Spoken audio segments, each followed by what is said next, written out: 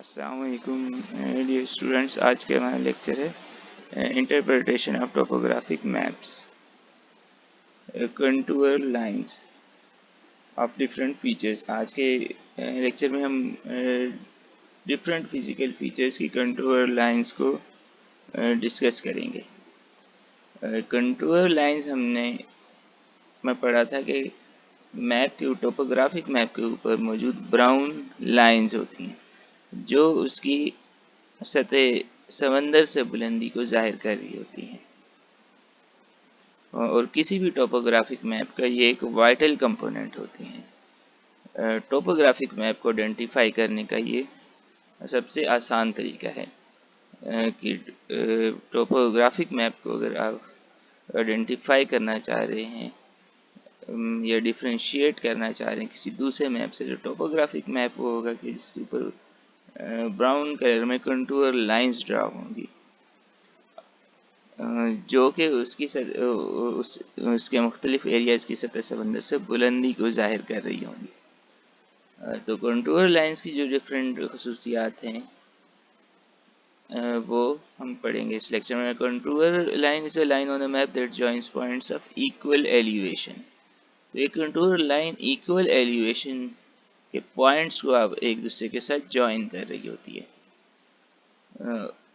और all points on the one contour line represent same elevation। और एक line जो है जहाँ जहाँ से गुजर रही होती है, इसका मतलब कि वहाँ पर जो एलिवेशन है उसकी बुलंदी जो है वो सेम है। और इसकी जो अहम खसूसियत है, contour line will never cross, एक दूसरे को क्रॉस नहीं करेंगी। बाज़ कंडीशन में एक दूसरे से मिल जाती हैं, एक दूसरे क्लोज हो जाती हैं, वो हम आगे पढ़ेंगे। इसके अलावा कंटूर इंटरवल, वो जो वर्टिकल डिस्टेंस होता है दो कंटूर लाइंस के दरमियान, वो कंटूर इंटरवल कहलाता है। मैप के ऊपर ये इस शक्ल में ब्राउन कलर की लाइंस की शक्ल में ये नज़र आ रही होती हैं, जो कि इक्वल एलिवेशन के पॉइंट्स को एक दूसरे से कनेक्ट करती हैं। Everything connected to that line has the same elevation। एक लाइन जहाँ जहाँ से गुजरी है वहाँ पर एलिवेशन, इसका मतलब है सेम होगी, और वो एलिवेशन सतह समंदर से बुलंदी को जाहिर कर रही होगी।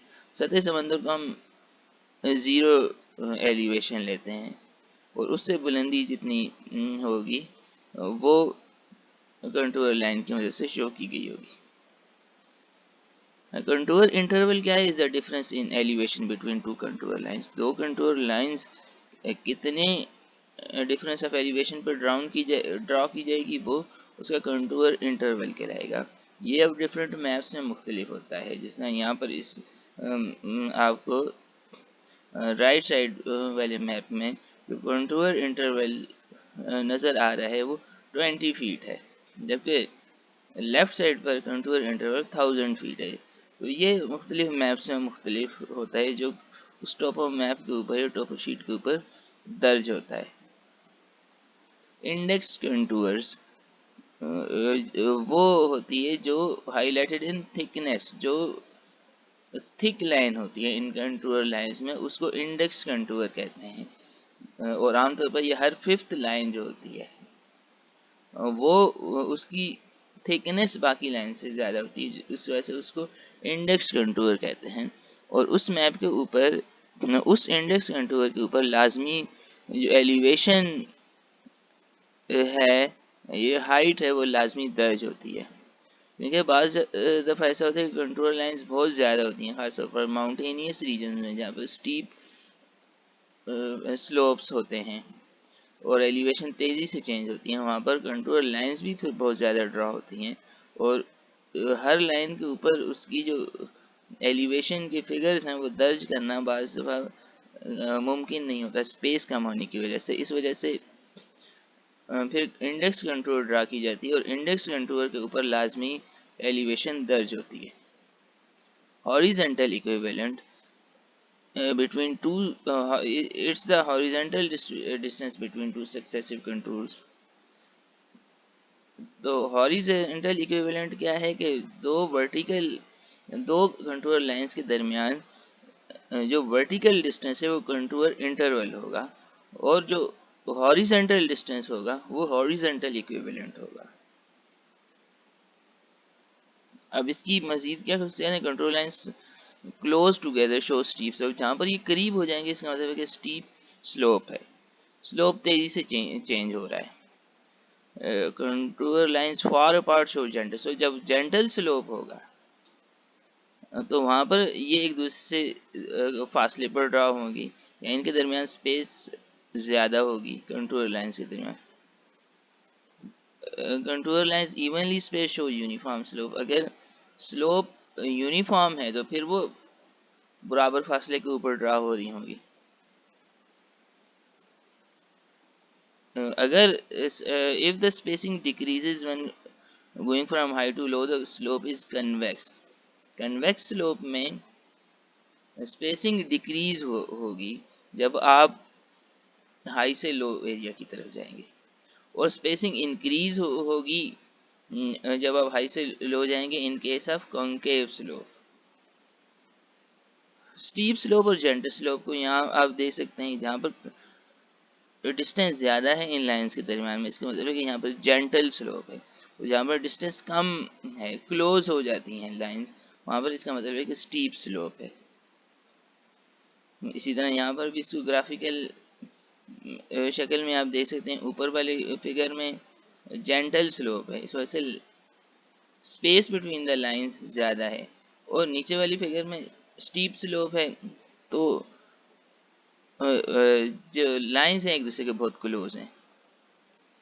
कॉन्केव स्लोप यहाँ पर आपको शो किया गया है, कॉन्केव स्लोप इस शक्ल में होगा ग्राफिकल वे में, और उसकी जो कंट्रोलर लाइन जो है जिस नीचे उसकी ड्रा करके शो की गई है कि जिस एरिया में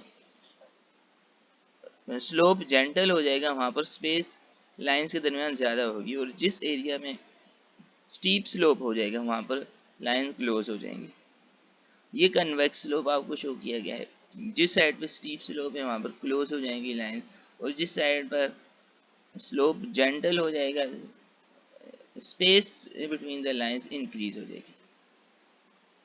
uniform slope and plane surface, slope अगर यूनिफॉर्म है तो इक्वी डिस्टेंस होंगी लाइंस, सेम फासले के ऊपर लाइन ड्रा होगी, और अगर प्लेन सरफेस है तो लाइंस बहुत ज़्यादा डिस्टेंस के ऊपर होंगी, और लाइन पैरेलल भी और स्ट्रेट लाइंस भी हो जाएंगी।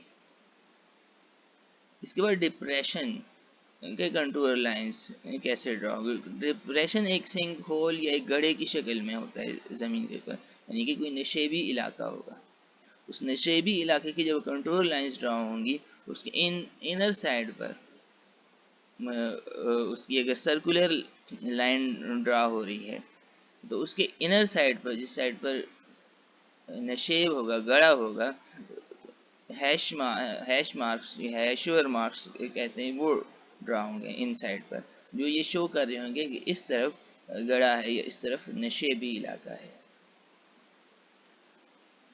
डिप्रेशन कंट्रोलर्स इस तरीके से आपको नज़र आएंगे मैप के ऊपर, कि उसके इनर साइड के ऊपर इस तरह हैश मार्क्स होंगे या टिक मार्क्स जिसको आप कहेंगे वो होंगे, जो डिप्रेशन को आइडेंटिफाई करेंगे, इस पॉइंट के ऊपर डिप्रेशन है। हिल कंट्रोल, हिल की शक्ल में अगर कोई टोपोग्राफिक फीचर यानी कि पहाड़ी की शक्ल में, तो उस पॉइंट के ऊपर जो कंट्रोल लाइंस होंगी वो रफली सर्कुलर हो जाएंगी, कंसेंट्रिक सर्कल्स की शक्ल में, एग्जैक्ट सर्कल नहीं होंगे, यानी कि रफ सर्कल्स होंगे वो। इस तरीके से आप देख सकते हैं हिल एक पहाड़ी की तरह का फीचर होगा, यानी कि पहाड़ से छोटा होगा, और उसकी जो कंटूर लाइंस होंगी वो रफली सर्कुलर होंगी। Saddle point, contour of saddle, saddle वो पॉइंट होगा जहाँ पर दो हिल्स एक दूसरे से मिल रही होंगी और दरमियान में एक गुजरगाह होगी या रास्ता होगा। A saddle is a dip or a low point between two areas of higher ground। दो हायर ग्राउंड्स होंगे जैसे हिल नुमा फीचर्स होंगे और उसके दरमियान एक लो पॉइंट होगा। तो वो सैडल पॉइंट कहलाएगा। उस जगह की कंटूर लाइंस इस तरीके से ड्रॉ होंगी। कंटूर ऑफ वैलीज, वैली क्या है? Valley is a groove in the land usually found by a stream और अ रिवर। आमतौर पर ये पहाड़ों के दरमियान बनती है, दो पहाड़ों के दरमियान का जो नशेबी इलाका है वो वैली कहलाता है। और वो आम तौर पर उस नशेबी इलाके से कोई दरिया भी गुजर रहा होता है या कोई स्ट्रीम, पानी की नदी गुजर रही होती है, वो वैली फीचर कहलाता है। उस एरिया की जब कंट्रोल लाइंस आप ड्रा करेंगे तो वो वी शेप्ड बनेगी।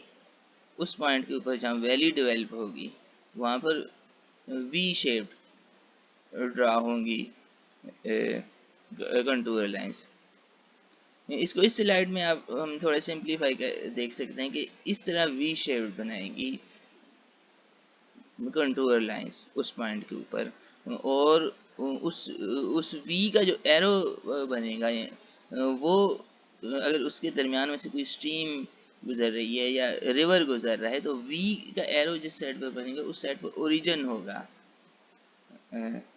उस रिवर का, यानी उस रिवर का सोर्स होगा जहाँ से वो रिवर निकल रहा है, तो उसकी मूवमेंट फिर डाउनवर्ड होगी। Spur is a short ridge, the ground will slope downward in 3 direction. Spur एक साइड ऑफ द माउंटेन कह सकते हैं आप इसको, कि एक पहाड़ की एक साइड है, पहाड़ इसको शाख कोह कहते हैं उर्दू में। और स्पर के ऊपर आप खड़े हैं तो इसका मतलब है कि 3 साइड पे डाउनवर्ड स्लोप होगा और एक साइड पे अपवर्ड स्लोप होगा। इस तरह के फीचर को स्पर कहते हैं। यहाँ पर इसको ग्राफिकल वे में शो किया गया है कि ये स्पर है और स्पर के पॉइंट के ऊपर जहाँ पर बनेगा कंटूर लाइन जो है यू शेप्ड आमतौर पर इख्तियार करेंगे, यू की शक्ल की कंटूर लाइंस उस जगह पर ड्रा होंगी। जिस तरह यहाँ पर लेफ्ट साइड वाले ग्राफ में आपको शो किया गया है, स्पर के पॉइंट के ऊपर यू शेप्ड बनेगी कंटूर लाइन, जबकि वी यहाँ पर बन रहा है। इसका मतलब है यहाँ पर पहाड़ के दरमियान वैली है और उस वी को जो डॉटेड लाइन क्रॉस कर रही है, इसका मतलब यहाँ पर एक स्ट्रीम है गुजर रही है इस वैली के अंदर से। यहाँ पर भी स्पर को एक्सप्लेन करने की कोशिश की गई। स्पर जो है ये साइड ऑफ द माउंटेन, जहाँ पर एरो ब्लू कलर के एरो आपको शो नजर आ रहे हैं, ये पॉइंट स्पर कहलाएंगे। एक पहाड़ की वो साइड कहलाएगी जिसको स्पर कहते हैं और उसके नीचे उसके कंटूर लाइंस ड्रा की गई हैं जो यू की शक्ल इख्तियार करेंगी आमतौर पर। और इन स्पर्स के दरमियान का जो नशेबी इलाके वो वैली कहलाएगी और उस जगह के जब कंट्रोल लाइंस ड्रा होंगी तो वो वी शेप बनाएगी। क्लिफ एक is a vertical near vertical feature, एक ऐसी चट्टान या ऐसी पहाड़ी होगी जिसकी एक साइड वर्टिकल होगी, अमूदी होगी, वो 90 डिग्री या क्लोज टू 90 डिग्री एंगल बनाएगी। इस तरीके से हम क्लिफ होगी। क्लिफ के पॉइंट पर एक तो उस जगह जहाँ पर 90 डिग्री का स्लो एंगल होगा उसका, उस पॉइंट पर एक तो आपको 2-3 कंटूर लाइंस मिलती हुई नजर आएंगी। उस पॉइंट पर कंटूर लाइंस मिल रही होंगी और जिस साइड पर स्लोप होगा या नशेब होगा, डिप्रेशन होगा, गहराई होगी, उस साइड पर हैश मार्क्स लगे हुए होंगे जो ये शो कर रहे होंगे कि इस साइड पर स्टीप स्लोप है या वर्टिकल स्लोप है। वर्टिकल क्लिफ फिर वही वर्टिकल क्लिफ होगी जहाँ जो वर्टिकल 90 डिग्री का एंगल बनाएगी अर्थ सरफेस के साथ। उस पॉइंट पर जहाँ पर वो 90 डिग्री का एंगल बनाएगी उस जगह पर कंटूर लाइंस एक दूसरे को टच करेंगी, एक दूसरे से मिल जाएंगी। तो ये यूनिक कंडीशन होगी कि जहाँ पर वर्टिकल क्लिफ बनेगी वहाँ पर कंटूर लाइंस एक दूसरे से मिल जाएंगी।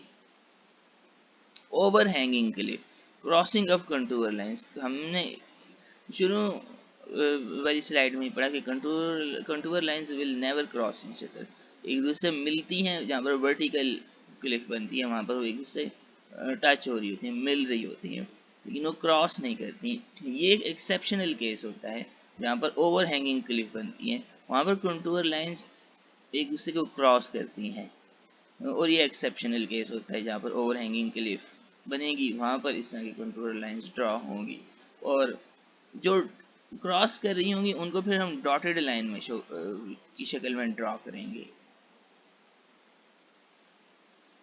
कंटूर्स ऑफ मैसा, मैसा एक ऐसा फीचर होता है जिसकी फ्लैट टॉप होती है, यानी कि एक हिल होती है, हिल की शक्ल का फीचर होता है, लेकिन उसकी फ्लैट टॉप हिल होती है वो, जिसका ऊपर का सिरा फ्लैट होता है एक प्लेटो की तरह। अगर यही फीचर अगर बड़े साइज में होगा, एक एक्सटेंसिव एरिया पर फैला होगा, तो उसको हम प्लेटो कहेंगे, लेकिन अगर वो छोटे साइज में होगा तो वो मैसा कहलाएगा। तो mesa is a short form of plateau. उसके जगह जब हम ड्रॉ करेंगे कंटूर लाइंस, तो वो भी इस तरह सर्कुलर शक्ल में बनेगी, लेकिन दरमियान में उसके काफ़ी गैप होगा। वॉल्केनो के अगर आप कंटूर लाइंस ड्रॉ करेंगे तो वो इस तरीके से डेवलप होंगे, लेकिन सेंटर में उसके डिप्रेशन होगा, क्योंकि वॉल्केनो जब एरप्ट होता है तो उसके सेंटर में एक डिप्रेशन क्रिएट हो जाता है, तो वो उसको शो करने के लिए सेंटर में हैश मार्क्स लगाए जाएंगे जो सेंटर में डिप्रेशन को शो करेगा। ये एक समरी स्लाइड है कि जिसमें मुख्तलिफ फीचर्स जो हैं या इम्पोर्टेंट फीचर जैसे हिल है या सैडल है, ये डिप्रेशन है, उसके उनको समराइज फॉर्म में शो किया गया है। शुक्रिया स्टूडेंट्स, नेक्स्ट लेक्चर में मिलते हैं एक नए टॉपिक के साथ। अल्लाह हाफिज़।